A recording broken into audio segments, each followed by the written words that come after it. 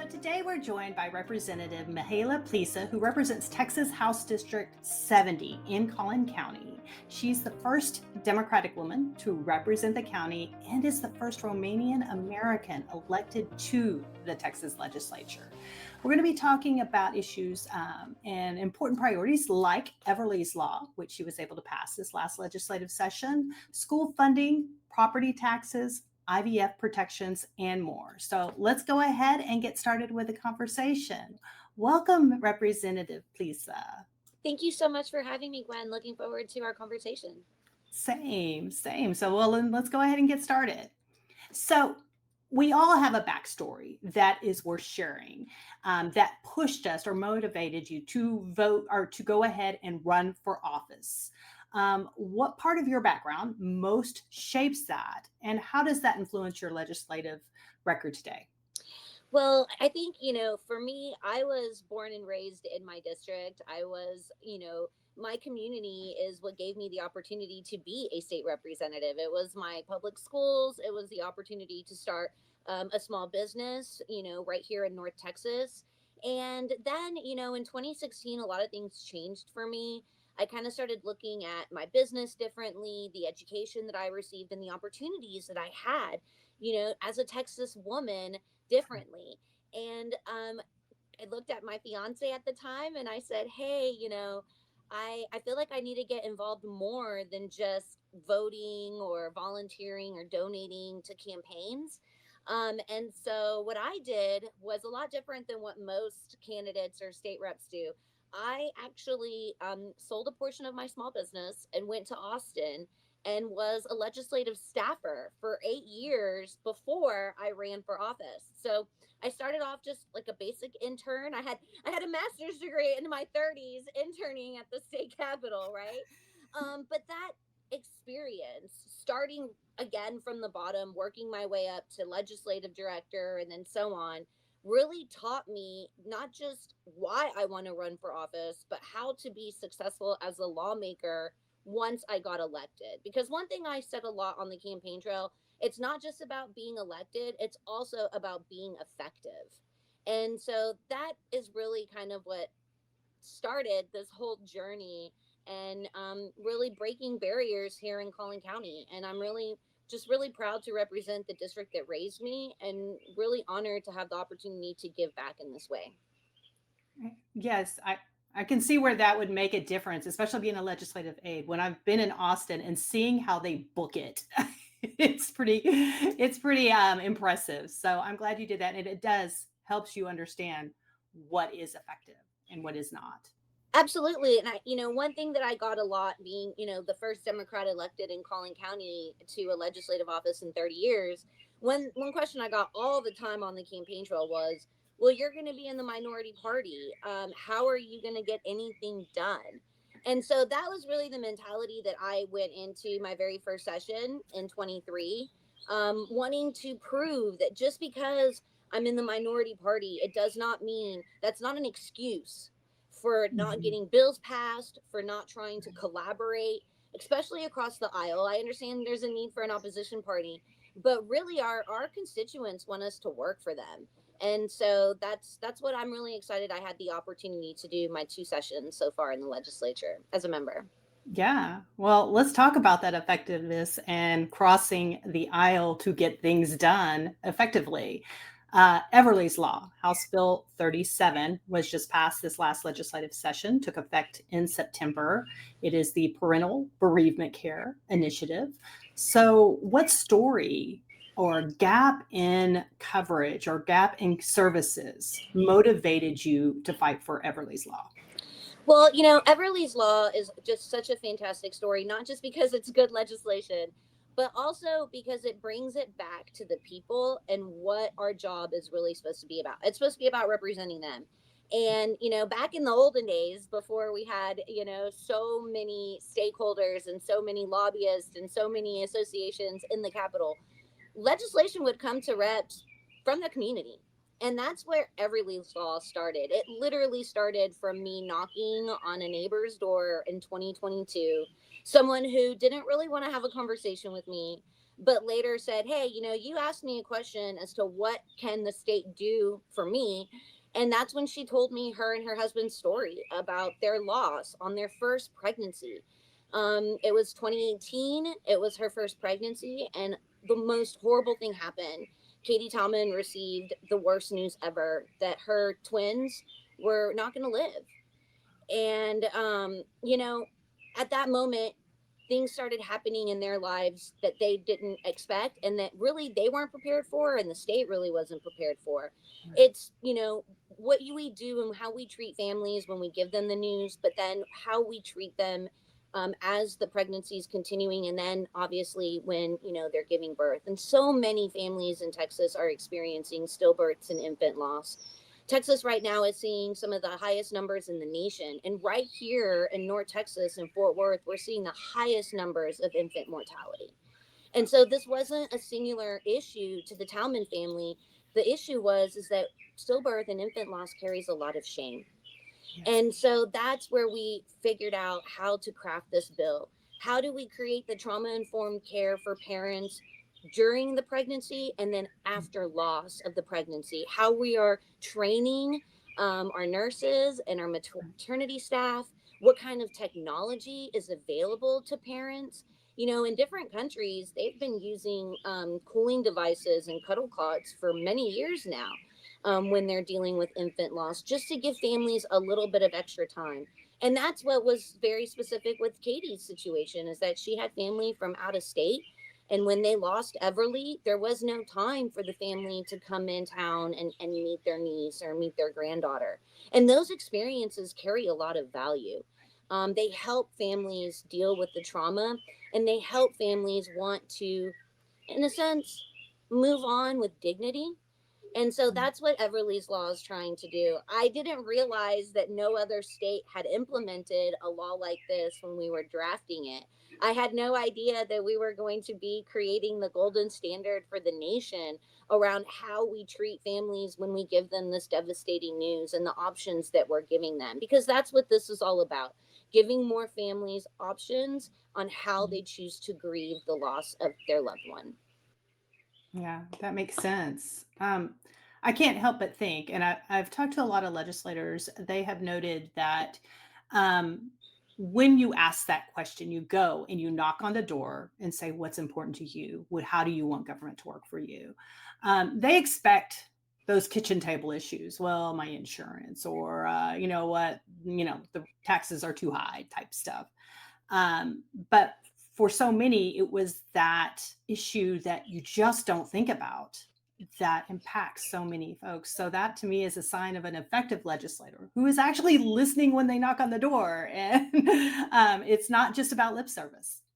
And it's also being realistic too. I think that a lot of the reasons why we feel that people are getting down and out on politics is because they have had so many empty promises, and politicians are so quick to make these promises that they probably know they can't keep, but they would love to keep. And so what I think what is very special about Everly's law is that the expectations were, there. I talked to Katie. I said, I'm a first time lawmaker. Last session, we're going to work on it. It took a couple of years to start those conversations, not just with the stakeholders, the agencies, the associations that needed to, that we were essentially creating mandates, right? But also my colleagues. This was a really tough conversation to have with a lot of colleagues. A lot of people didn't understand what we were asking for at first. But the most beautiful part, I think, about the experience was how many of my colleagues had had some type of similar situation, whether it was their own child that they lost, or a niece or a grandchild that they lost. And so once that we were explaining to them what this policy was, what the intent of the policy was, so many lawmakers on both sides of the aisle joined on. And I'm just so proud. I've never had a bill carry so much support from both sides of the aisle. I mean, organizations that typically never work together understood the assignment on Everly's law and were actually having conversations. It was beautiful. I'm so proud I had the opportunity to work on this bill. And it's great for the state of Texas. When we hear about insurance costs and access to healthcare, it's always negatives. It's Right. always Texas is the least insured. Maternal mortality is up. Infant mortality is up. All these horrible things that are happening, especially around women's health. Um, it was great to finally have a win for healthcare in the state of Yes. Texas. Yes, and it means everything to folks like Katie and those who will come in the future, that, they will have that level of bereavement care. So thank you so much for Thank really you. fighting for Everly's Law. We appreciate that. Thank you. And it's just really great, Bill, because on top of the training, right? The training is going to be provided for free to our Good. nurses, and it's also incorporated our teaching hospitals. So our nurses that are going through teaching hospitals are, they're all going to have access to this type of training. The devices will be covered through the state. We've got $2.5 million being appropriated this year, another 2.5 being appropriated next year. So $5 million going to purchasing of these devices, which sometimes is really unheard of when we talk about Right. healthcare in Texas. So we've got that component of it. But what was really important also is there are so many charitable organizations that are currently doing this work, and that's where I felt the state needed to come in, because we shouldn't be putting the onus on families who are Right. grieving to provide this care. And so, Right. but we still created that donation aspect and that grant aspect so that all those charitable organizations that are still doing this work can continue to do that work, and we're now just working together. Right. So it's not just the state kicking in that $5 million. There are other opportunities for everybody to get involved, because it is an important issue that, like you said, Absolutely. everybody can get behind. And new technology is going to Mhm. come, Oh, and right. so Yeah. we want to create an opportunity where it's flexible. Right. Oh, yeah. Makes sense. Makes sense. Again, thank you for that. A lot of folks will benefit. I'm very, Um, very proud, very proud. My sure. staff, all the stakeholders, all the associations that came Mhm. together. It was a great day for Texas. Yes, yes, and we needed that. We needed that, that shining light there. Let's go ahead and talk as far as reproductive care. You have been very vocal about IVF protections, and especially in light of what happened with the Alabama ruling. There were some Texas legislators who were considering adding to that to take away those protections. Tell us what is behind, why are you such an advocate for IVF protections? Well, I'll just start, piggybacking off of Everly's Law. A lot Mhm. of these healthcare policies that are coming about, the reason that they were kind of in the shadows is because of shame. And as a woman, I've carried and felt a lot of shame and embarrassment because of my infertility. I'm 42 years old, and I was not diagnosed with endometriosis, stage 4 endometriosis, till I was in my 30s. Oh, wow. I thought that what I was experiencing was normal. I thought that, my cycles, the way that I was experiencing them, the pain that I was experiencing, no one ever had those conversations with me that, you know, your pain level is not normal. And, you know, I shouldn't have to feel shame because I was misdiagnosed.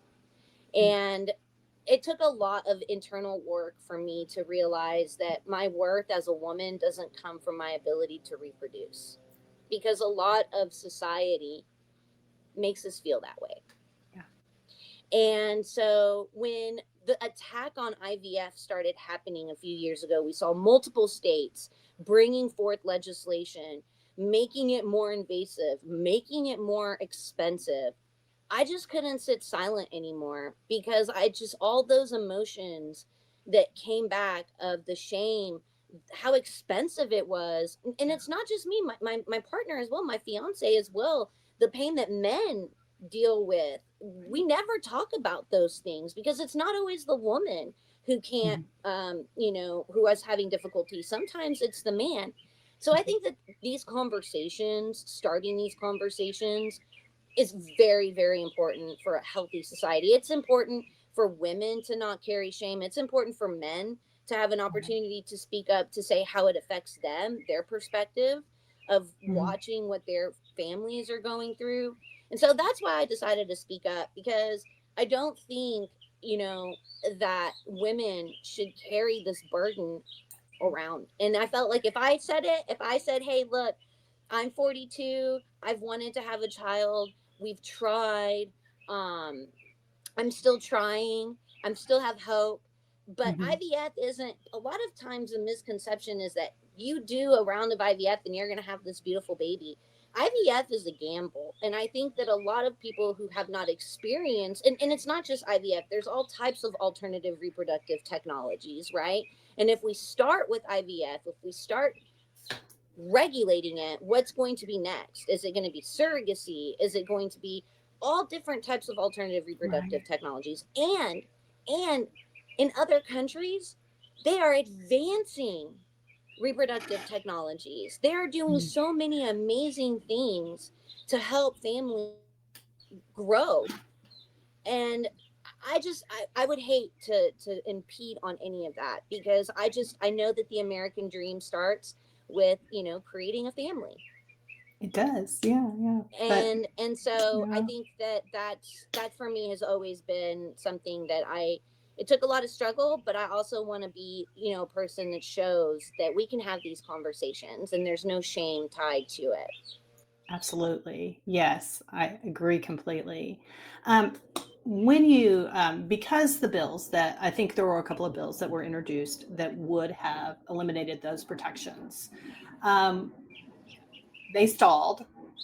Do you think it is because a lot, like you said, it's not just women affected, it's men, it's we all have somebody who is close to us or ourselves who have dealt with infertility issues. So do you think because it was something that could affect them personally, that it might have stalled for that very reason?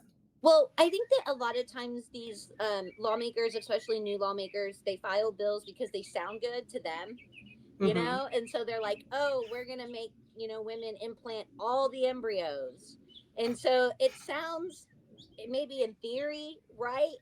But then when you start having conversations with your colleagues, and, I went up to a lot of my colleagues that filed these bills and said, hey, are you are you really wanting to push this bill? Are you requesting a hearing? Because I'd love to have a conversation with you about my experience and what your bill would have in real life consequences, right? Whether it's implanting all the embryos or only creating certain amount of embryos, or all the stuff, first of all, is going to make it, the IVF or alternative reproductive technology, just way more expensive. Right. But also, it's done the way it's done. It's very specific because of the science behind it, Correct. right? How you're freezing an egg, how you're freezing an embryo, all that stuff is very specific. And I think that the reason why a lot of the legislation has stalled is because they understand, whether or not lawmakers want to admit it, they understand that they cannot go down this route. Right. IVF is carries a, the voters want to have access to IVF. Constituents have had success with alternative reproductive technologies, whether that's they've had a surrogate, or they've needed to use someone else's sperm or egg or whatever. And so I think that, many of my colleagues had had conversations with me that said, my wife had multiple rounds of IVF. Some of the most conservative members Right. on the House floor that you guys never even think would ever suggest or have these conversations with me Mm-hmm. have had these conversations and said, keep trying, get a surrogate, do this treatment, do that treatment. And so I think a lot of times, to just wrap up my answer, I think a lot of times people file these bills because they sound good in theory, or they think that their constituency might want that bill filed. But then once they get their response, I think that they realize the dangerous road that they're going down, messing with this type of healthcare. And I think at the end of the day, we're all pro family. We all want to have people to have the opportunity to grow their family. And Exactly. so I'm going to continue trying to educate my colleagues, and I'm going to try to continue to stop the spread of shame and fear in our community. Exactly. It should just cross party lines because, like you said, it affects everybody. It doesn't matter what side of the aisle you're on. So, yes. So, I love that you're actually going to continue to fight for these protections because we don't know what's up the pike. So, Absolutely. And all yeah. these conversations, even with mifepristone and other medicines, right? They all really go hand in hand. And when we make something harder, right? Look, women who are undergoing IVF or families who are undergoing any kind of alternative reproductive technology, Right. they are already high risk. They are Hmm. already, in a stage where they need all the help and compassion that we can grant them, and anything that we're doing to make their journey more difficult, I mean, the state should stay out of. Yes, that should be up to that woman and her doctor. Yes, yes, absolutely, absolutely. Well, let's shift gears a bit. Let's talk about school funding and property taxes. As you know, the state we rely heavily on property taxes. So, for school funding, do you think that the state should contribute a bigger portion of their funds and maybe not rely so heavily on property taxes? Absolutely. Look, this was a huge conversation that I was having with my constituents up here in Plano ISD. Plano ISD is one of the largest payers into the recapture system, and we still have a large recapture system in Texas, even though we've been working on reducing recapture. But the reason why we have recapture is because the state isn't paying their fair share. I know that when I was a young kid, I grew up under the leadership of Governor Mark White, and he made historic investments in public education. And I was a beneficiary of those investments. I was an English second language kid in Plano, and the language I spoke was Romanian. So I mean, there were not very many Romanian teachers around Plano, Texas in the 1990s to help a girl out, right? And so I think that for us, in Plano, we understand how much our property taxes are tied to public schools. Right. But also, my district is one of the largest districts to have a renters population, right? And so that's why last year and this year I fought to make sure that that trickle down that we were supposed to see from any of these property tax cuts, it would also benefit renters, because renters still pay into the system.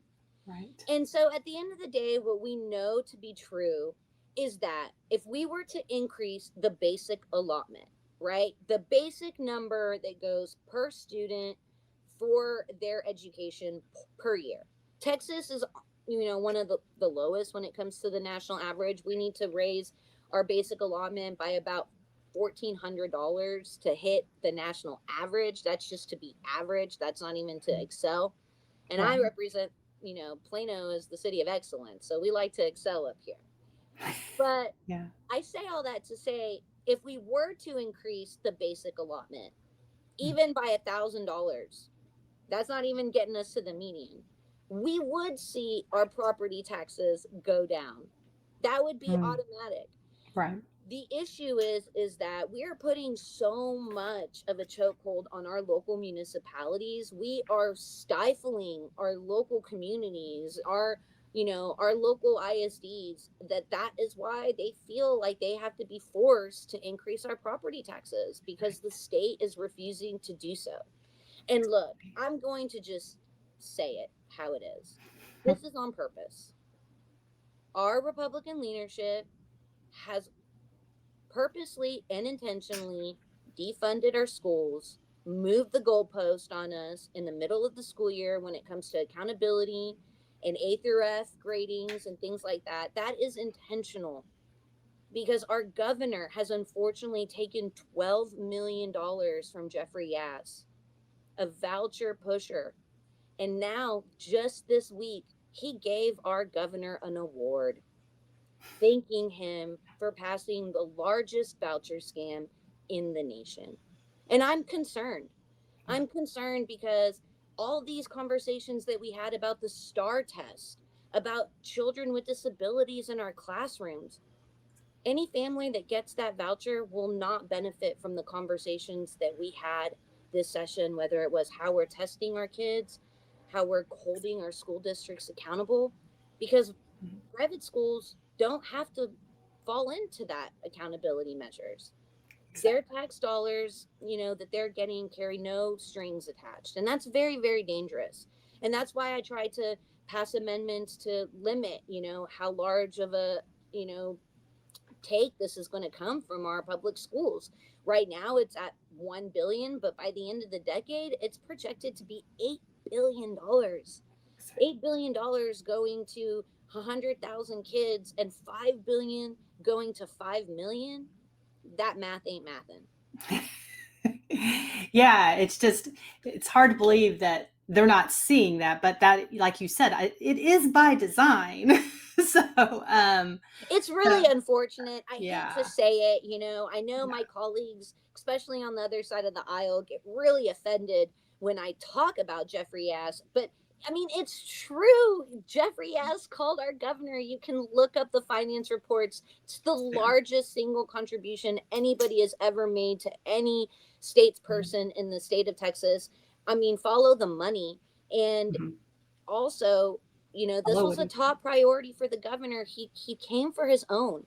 There are 15 representatives that are not on the floor with me this year because they stood with their public schools, and the governor targeted right. them in their primaries. And so Yeah. this, when I say this was calculated, it's true. They targeted certain representatives that stood with their public schools and against vouchers. They took them out.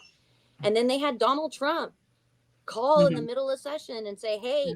if you vote for vouchers, I'll endorse you. And if you go and look, every one of my colleagues that voted for vouchers got that Trump endorsement. Right. Yeah. And I noted, yeah. So what Abbott did with that Jeffrey S. money is he took and turned it at, made sure to donate to challengers in those primaries. It affected North Texas quite handily.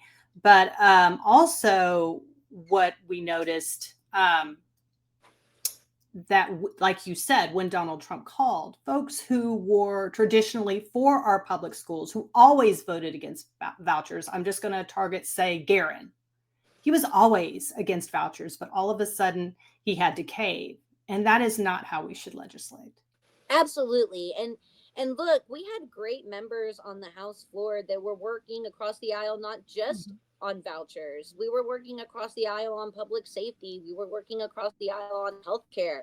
Cannabis was a big one, that we were working together on. And so when you do that, when you target like that, when you move the goalpost, you basically politicize the legislature to a point where even working together and our wins seem to be Right. demonized. Exactly. Exactly. Um, so let's talk about Proposition 13 on our ballot. There are 17 constitutional amendments that we'll be voting on in November. But Proposition 13 takes that homestead exemption, say from $100,000 to $140,000. Unfortunately, that's going to take away from our local public schools. How do we remedy that? What happens? How do you explain to the average voter that, hey, this is what happens? Your property taxes are going to go down, but guess what? Your public schools are going to struggle. Even Yeah, and I think that's part of our job is to educate Mhm. constituencies and to teach them about these trigger words, these messages that we like to use. Hey, I'm lowering your property taxes. Hey, I'm giving you this whatever, this opportunity to lower your utility payments or whatever, right? But Right. our state of Texas is only funded on three taxes. That's property taxes, sales tax, and the gas tax. And we haven't increased the gas tax in 30, 40 years. Literally since I was born. I think the gas tax was started in 1983, and it's never been even indexed to inflation. And Mm. that's why I like to make the joke that the traffic on 35, the construction on 35 has lasted longer than any relationship I've ever been in. But it's because we aren't making the right investments, right? And so I think we have to educate the constituency. Yes, we want to lower your property taxes. The way to do that is to increase the basic allotment, Exactly. not to continue giving exemptions. I think we like exemptions, especially our seniors. I think those are important opportunities for us to help families that are on limited income as well. However, I think that it comes down to educating constituency, because I don't get a lot of this question. Hey, you're lowering my property taxes, but we're taking away from our schools. And that's because Mhm. people don't understand the correlation. And so it's my job as a lawmaker to say, hey, I want to lower your property taxes, but I also want to make sure that you have strong schools like I did when I was, the only Romanian kid in Plano ISD. That makes yes. I'm trying to. Yeah. That was quite a challenge. You're right. Not a lot of Romanian teachers. But I think, yeah, like I said, look, I'm not going to say I'm against giving Texans help, because we have some of the highest property taxes in the nation, right? So we need to make sure that we're creating avenues for people to be able to stay in their homes. But I think, once again, the argument needs to be, and that we need to be talking about the basic allotment, what it is, Exactly. why it's important, where the state of Texas ranks when we talk about other states. Mhm. You know, I am for $5 billion into our public schools. I'm upset that Dan Patrick, we had, you know, more money in the basic allotment. Dan Patrick only gave us $55. Mhm. $55 increase to the basic allotment. These Right. kids, they need the help. I mean, we haven't done anything since COVID. Right. And Right. so I think we just need to continue educating families so that when they say, hey, yes, I want this property tax, they are asking for it in the right way. Exactly. Absolutely. And in the world's eighth largest economy, you would think we would invest in our public schools. So yeah, Absolutely. it just makes sense. Um, you had spoken of infrastructure, and that's a nice segue. You had spoken about the traffic on 35, and I'm glad to talk about that. But also, we have another proposition, Proposition 4, Yes. that invest in our water infrastructure. I believe it's to the tune of $1 billion per year. Can you talk a little bit about our issue with our water shortage and why this particular proposition or this constitutional amendment is so important? Well, I'll just say Texas is one thirsty state. Okay. And we have a lot of growth. We are Yeah. growing. We hear all the time, all these people from California, New York, all these Mhm. blue states are moving to Texas. And guess what? They're not bringing water and they're not bringing roads with them.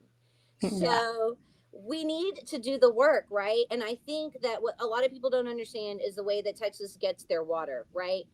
We have a lot of desalination, but it's very expensive. We have a trade agreement with Mexico, but kind of like them paying for the wall, it's not really happening. I wonder why. And so then we have other options, right? We can start building more reservoirs, like what we're trying to do up here in North Texas with Marvin Nichols, or we can purchase water. I learned this year. I'm a member of the Water Caucus. I did not know that we have an opportunity to buy water from Arkansas, which apparently is the bastion of water. I had no idea. But all of No, this I had not comes either. Learn something new. but all of this comes at a cost, right? We're Right. going to have to make these investments. And building a reservoir, you can't just build it overnight, right? And like here in North Texas, we have Bodark. My family, I am benefiting from the investments lawmakers and state officials and city council members made 30 years ago when they decided to create Bodark. And now we have to make those investments for tomorrow's families. And so, what is that going to look like? And so, that's what Prop 4 is about. It's about making sure that we are making the investments. And I think that we are asking for less than what we should, Mhm. because we want Texas to grow. We want people to start coming to Texas to have their businesses here, to have tourism here, to make their movies. We just passed a film incentive, right? If you got a movie lot, you need water.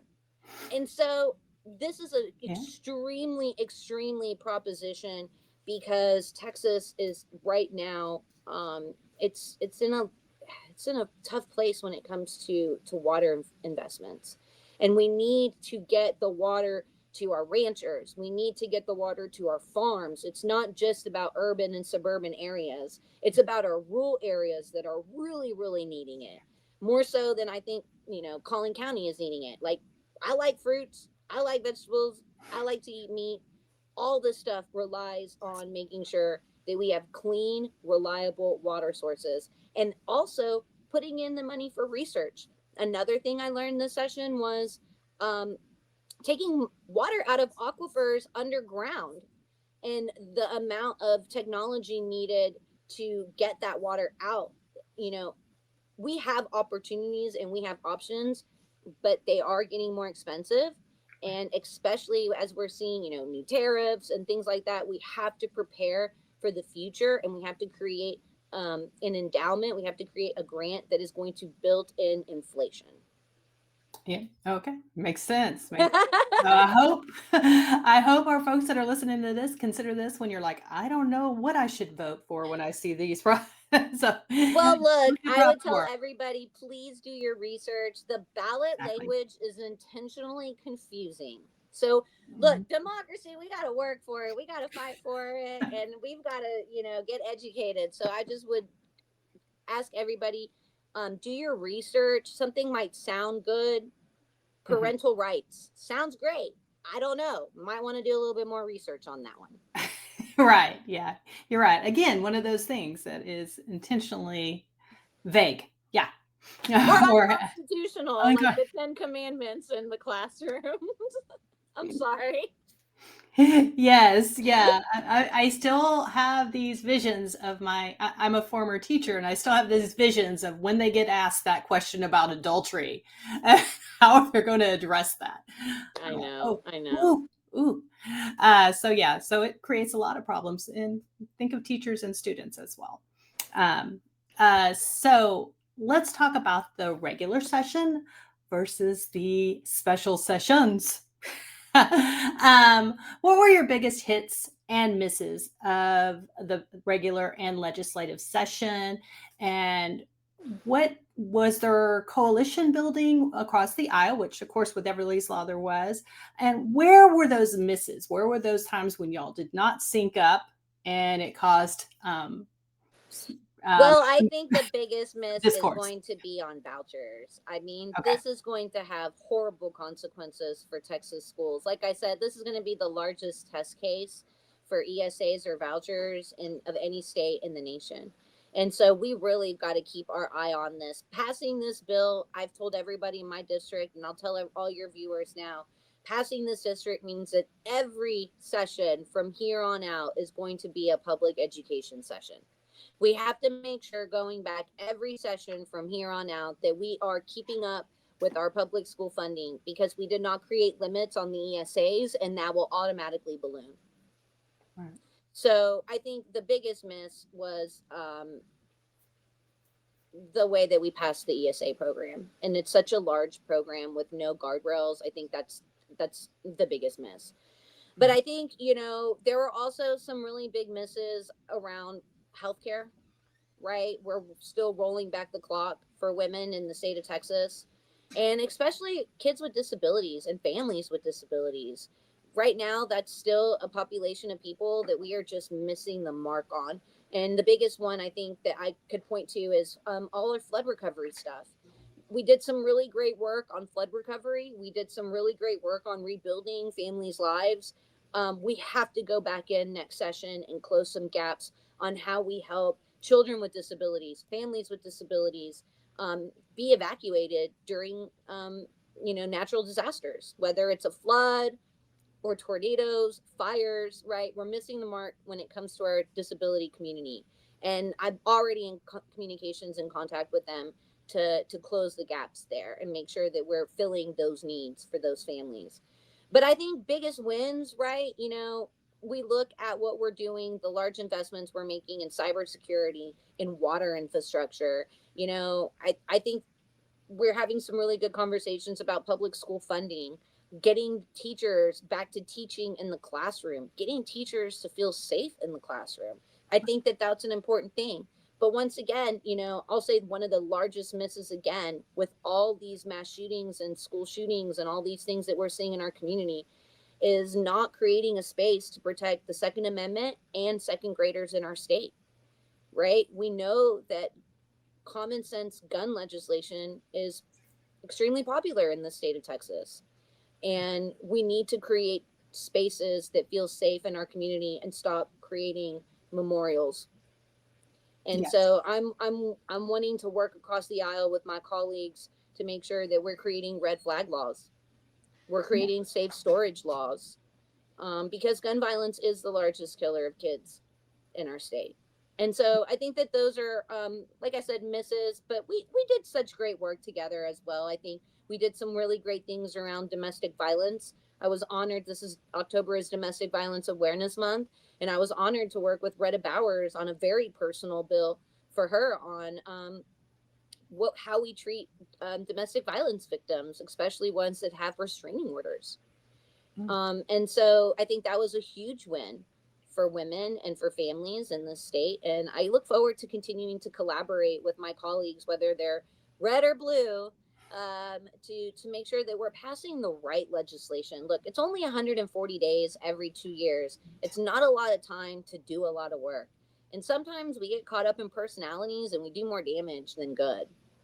Exactly. Yeah. Yeah. When you speak of the, common sense gun legislation, what we've seen is such an attack on lawmakers who, remotely want something like you said, a red flag law, gun safety, law, locking up your guns and such.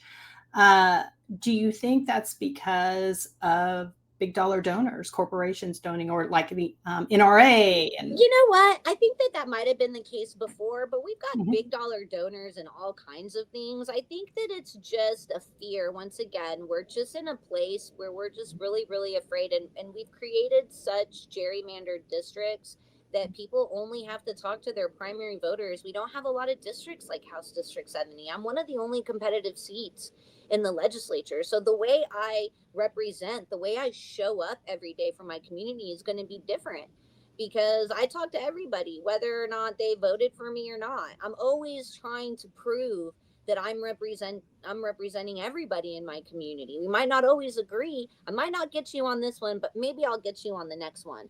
And Mhm. a lot of my colleagues don't have that point of view because they only have to talk to their primary voters, and so they don't ever have some of the conversations that I've had. Right?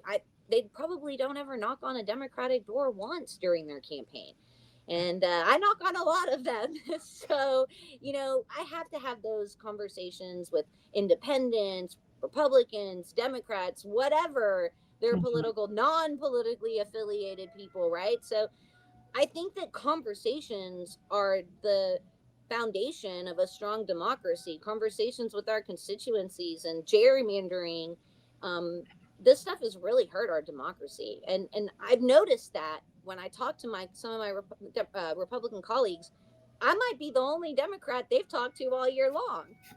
And they're Wow. shocked that I don't have horns and I'm like trying to pass sensible legislation. I want to tell you about Yeah. one amazing relationship.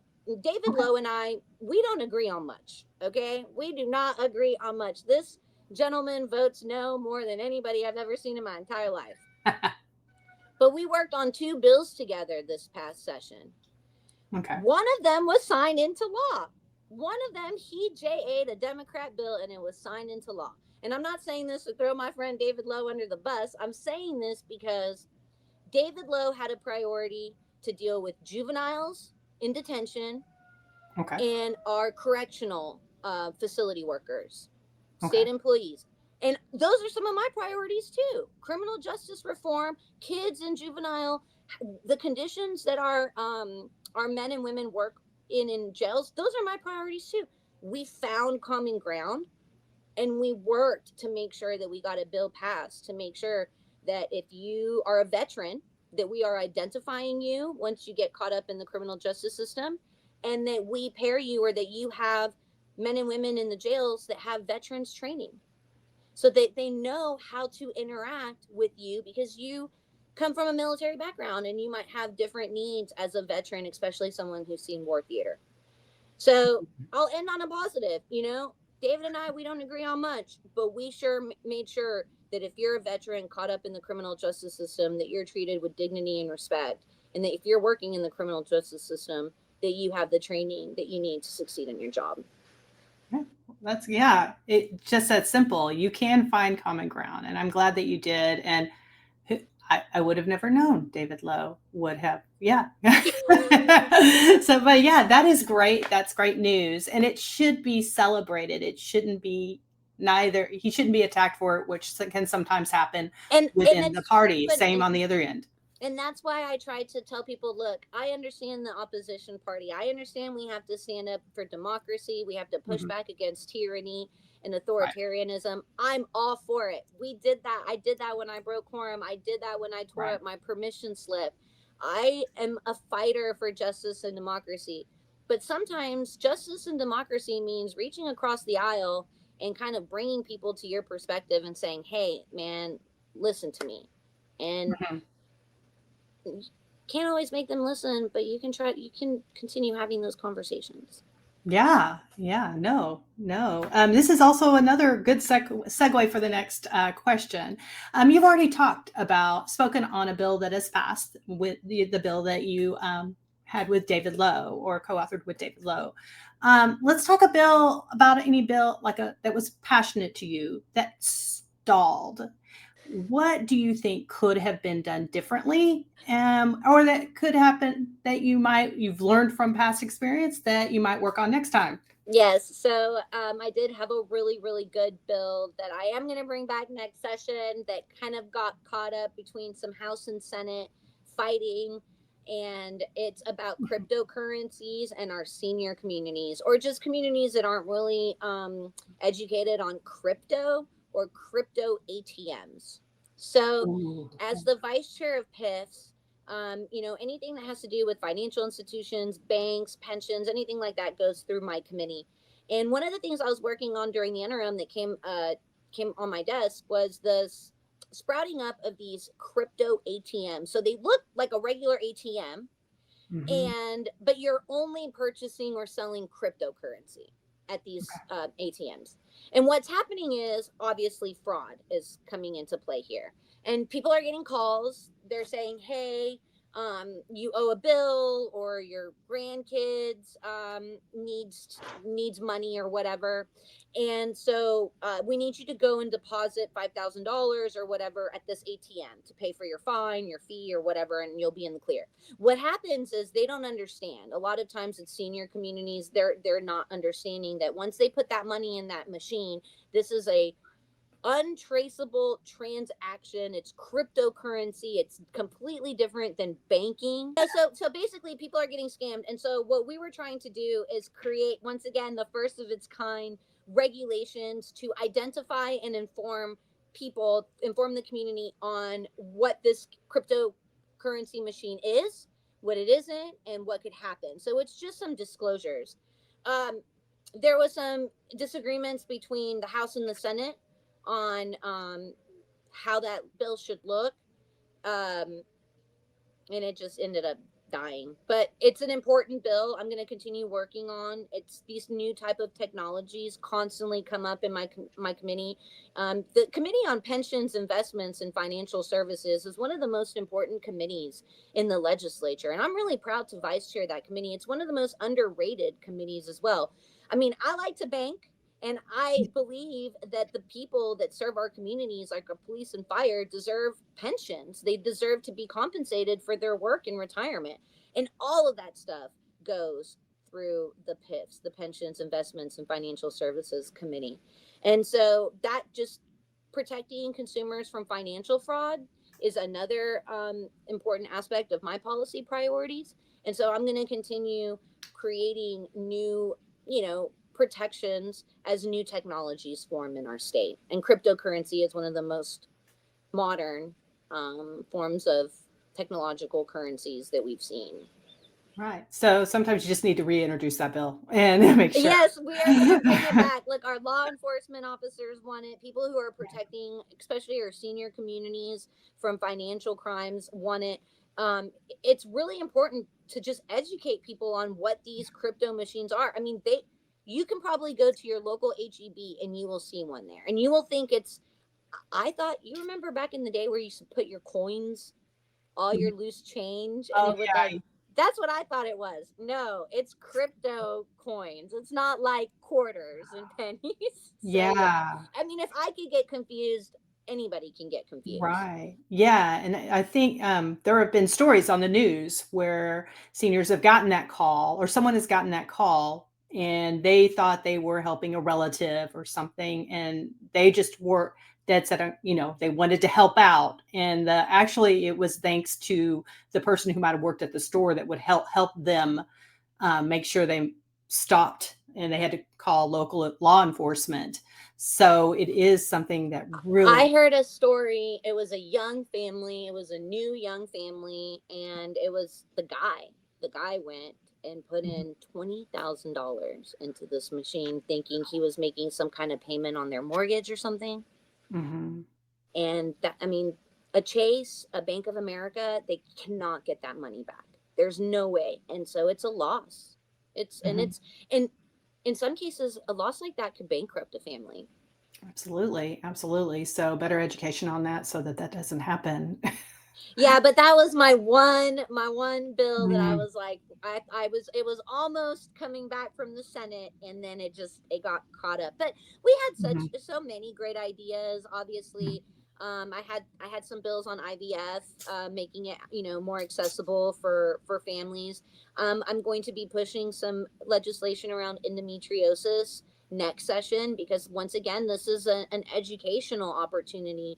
A Yeah. lot of people don't even know what endometriosis is. And so Right. I think that we have a lot of work to do in the state of Texas, but I think that for lawmakers, we need to stay focused, and we need to stay very intentional about what we're doing, because we can get caught up in all kinds of really, really bad policy.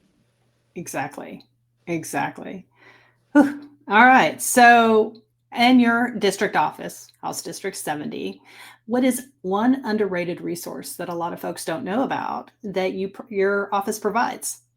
So I have the best staff. I have the Mm. best district office staff. David and Abby, I'm going to give a shout out to them because they held it down for us while I was not just in Austin, but standing up to Trump and his, corrupt cronies in Washington when they were trying to redraw our map. And they take so many calls on a daily basis. They answer every email.